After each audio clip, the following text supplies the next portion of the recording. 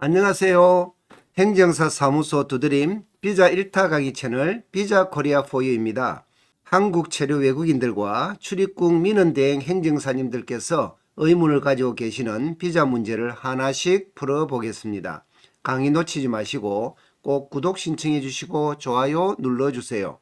비자 1타 강의 5편에서는 기타 장기 거주 비자 F299로 변경하는 데 필요한 정보를 다룹니다.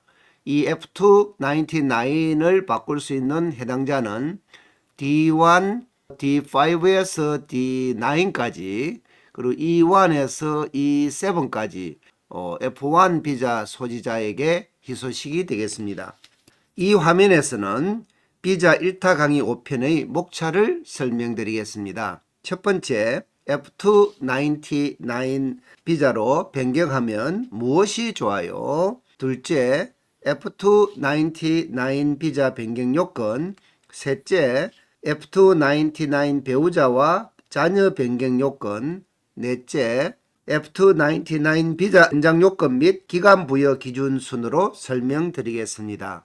이 화면에서는 F299 기타 장기 거주 비자로 변경하면 무엇이 좋아요? 첫 번째, 주 업종을 유지하면서 사업 및 부업을 할 수가 있습니다. 그리고 주 업종도 이전 체류 자격으로 가능한 업종이 속한 한국 표준 산업 분류상 대분류 직종 내에서 변경이 자유롭습니다. 대분류 직종을 보면 그 속에 많은 다양한 세부 직종이 있기 때문에 상당히 자유로움이 커진다는 뜻입니다. 또 두 번째, 배우자가 일을 할 수가 있습니다. 세 번째, 안정되고 자유로운 경제활동으로 소득 요건을 높여 향후 F5 영주권을 획득하기에 굉장히 쉬워집니다.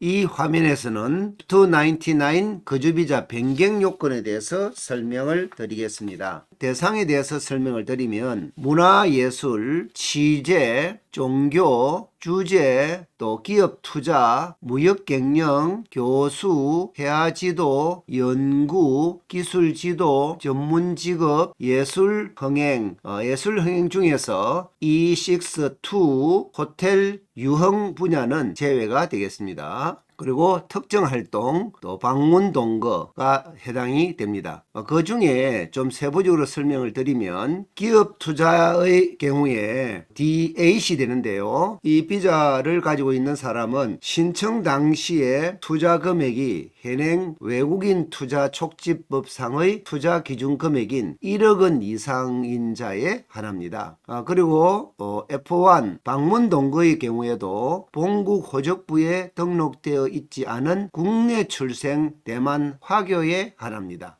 그리고 상기 주 체류 자격자의 배우자와 미성년 자녀로 합법 체류 중인 외국인도 F299로 바꿀 수가 있습니다. 그런데 단기 사청과 또 지환 기타 비자 또 관광 취업 H1 자격자의 자격 변경은 제한이 됩니다. 물론 불법 체류자 또 출국을 위한 체류 기간 연장을 받은 사람 또 출국 기한 유예 중인 자는 자격 변경이 제한이 됩니다.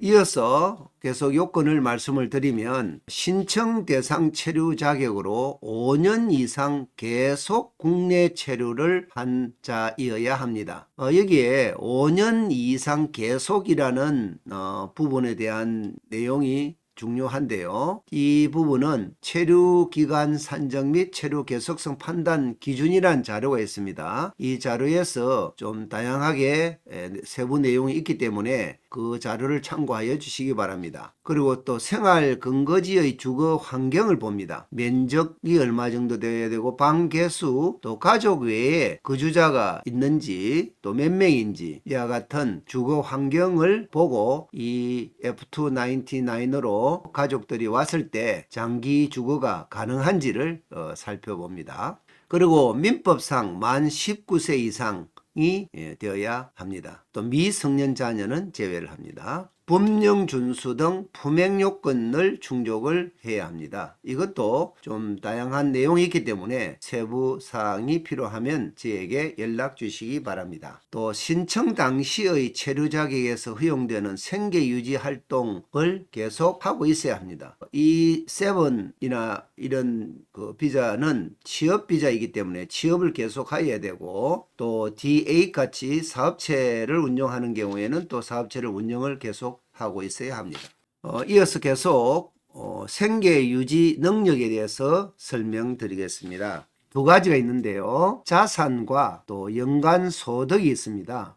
이 두 요건 모두를 충족해야 합니다. 또 연장을 할 때는 이 중에서 연간 소득만 맞추면 됩니다. 우선 자산에 대해서 설명을 드리면 6개월 이상 계속 보유를 한 자산이어야 하고요. 또 이 자산의 소유권은 주체류자 또 주체류자의 가족 모두의 그런 자산 소유권을 가지고 있는 자산이면 됩니다. 그런데 여기에서 신청인 단독 혼자서 한국에 지금 체류하고 있는 경우에는 1,500만 원 이상의 자산을 가지고 있으면 됩니다. 그런데 한국에 동반 가족이 체류하거나 또 새롭게 가족을 초청을 할 경우에는 이 본인 소유 1,500만 원 이상과 가족 소유를 합산해서 3,000만 원 이상의 요건을 맞춰야 되는데, 이 3,000만 원을 맞추는 요건이 어려울 수 있기 때문에 주의해서 자산을 관리하셔야 됩니다. 그리고 연간 소득 부분도 마찬가지인데요. 신청인의 소득 또는 신청인의 가족 소득, 이 가족도 1년 이상 동거하면서 함께 생계 활동을 같이 하는 그런 가족이어야 합니다. 이 가족의 소득 중에는 체류 자격 외 활동 허가 시 소득도 포함된다는 것을 알아주시기 바랍니다. 그리고 여기에서 앞에 자산과 같이 신청인의 단독 체류일 경우에는 전년도 월 최저임금의 12배 이상, 그런데 이제 여기에서 특정 활동 중에 근무처 변경과 추가 시 허가제를 적용하는 대상이 있습니다. 그 직종이 있습니다. 그런 직종은 이 앞에 있는 최저임금의 12배가 아니라 18배 되겠죠. 연 최저임금의 1.5배가 됩니다. 그래서 월 단위 같은 경우에는 18배가 되겠습니다. 그런데 여기에 이 월 단위 최저임금을 어떻게 계산하냐면은 시간당 최저임금은 국가에서 발표를 합니다. 그 임금에서 209시간을 곱한 금액이 월 단위의 최저임금이 됩니다.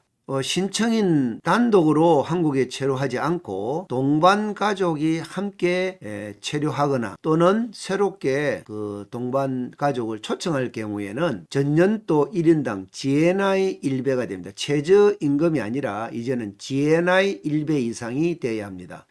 앞에 단독과 같이 예외적으로 또 특정활동 으로서 근무처 변경이 추가되거나 또 변경할 때 허가를 하는 경우가 있는데, 그 적용 대상일 경우에는 그 GNI의 1.5배 이상이 됩니다. 면제 대상은 국내 출생 대만 화교 또는 국내에 10년 이상 체류 중인 종교 자격자로 중앙정부와 자치단체장의 추천을 받은 자는 면제가 됩니다. 두 번째, 이 자산 연간소득 관련해서 신청인의 기존 체류 자격 유지 요건이 동지침의 자격 변경 요건보다 엄격할 경우에는 엄격한 기준에 따릅니다. 예를 들어서 E7-1의 경우에는 본인 혼자 F299 변경 시에도 최저임금의 12배나 월 최저임금의 18배가 아니라 GNI를 적용하는데요. GNI 80% 이상을 충족하도록 되어 있습니다.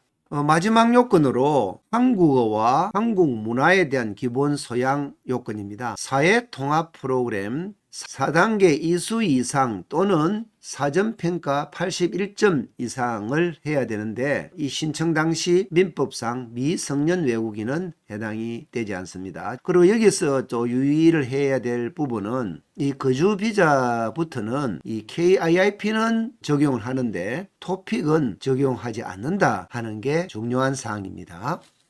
이 화면에서는 F299의 배우자와 미성년 자녀의 변경 요건에 대해서 설명을 드리겠습니다. 배우자와 자녀가 함께 있었을 때의 그 F299의 그 변경 요건이 작년과 2024년과 올해 2025년에 들어서 큰 차이가 있습니다. 이 차이에 대해서도 설명을 드리겠습니다. 기본적으로는 F299 비자를 배우자와 미성년자가 바꾸려고 할 때는 주체류자의 요건이 다 충족이 되어야 합니다. 주체류자가 가족과 함께 있었을 때의 요건이 자산 3천만 원 이상이었고 또 소득 요건은 GNI 이상이었습니다. 여기에 물론 그 E7으로서 근무처 변경 허가 대상일 경우에는 GNI의 1.5배 이상이라고 하였습니다.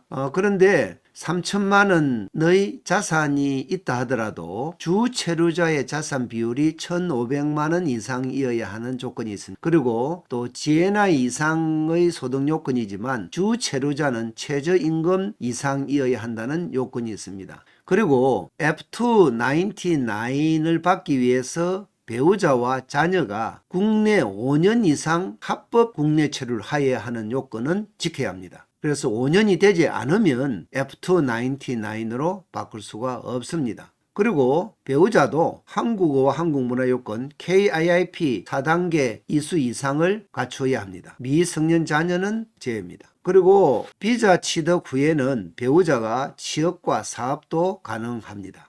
F299을 만약 요건이 되지 않았을 때는 F318 비자를 신청을 하는데요. 이 작년까지만 해도 이 첫 번째 있는 이 요건이 충족이 되지 않으면 본인만 주체류자만 F299로 바꾸고 배우자와 자녀는 F318로 부여를 했습니다만 2025년부터는 이 요건을 반드시 충족하여야 본인도 F299로 바꿀 수가 있다는 것이 변경사항입니다. 소득 요건은 충족되어 있다 하더라도 기타 요건이 미충족되는 경우에만 F318로 바꿀 수가 있습니다. 국내 체류 5년을 못 채웠다든가 또 가족 중에 배우자가 한국어와 한국문화 요건인 KIIP 4단계 이상을 못 채웠을 경우에는 F318로 바꾸고 본인 혼자 F299로 바꿀 수가 있습니다. 그런데 이 F318은 취업 활동이 불가능합니다. 물론 체류 자격 외 활동을 허가를 받아 단순 노무는 가능합니다. 변경 요건에 대한 설명을 마치고 연장 요건에 대해서 설명을 드리겠습니다. 그 연장은 주 체류자가 신청 당시의 체류 자격에서 허용되는 생계 유지 활동을 계속하고 있어야 합니다. 그리고 또 주 체류자의 그 직종이 그 변경을 할 수가 있는데요. 이 경우에도 한국 표준 산업 분류표상에 동일 대분류 직종 내에서 세부 직종을 변경이 가능합니다. 이럴 때는 허가가 필요가 없습니다.